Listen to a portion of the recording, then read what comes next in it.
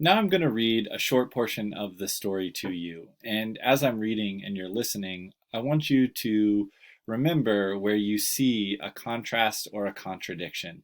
I'll ask you to write a little bit about what you found after I'm done. So beginning on line 25.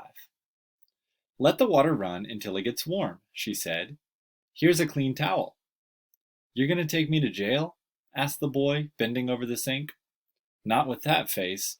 I would not take you nowhere, said the woman. Here I'm trying to get home to cook me a bite to eat, and you snatch my pocketbook. Maybe you ain't been to your supper either, late as it be. Have you? There's nobody home at my house, said the boy.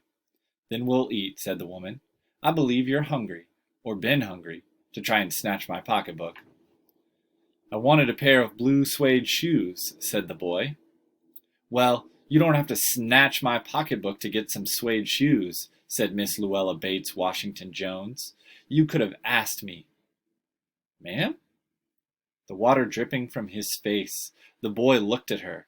There was a long pause, a very long pause. After he had dried his face, not knowing what else to do, dried it again. The boy turned around, wondering what next. The door was open. He could make a dash for it down the hall. He could run, run, run, run, run. The woman was sitting in the daybed. After a while she said, I were young once, and I wanted things I could not get. There was another long pause. The boy's mouth opened. Then he frowned, but not knowing he frowned.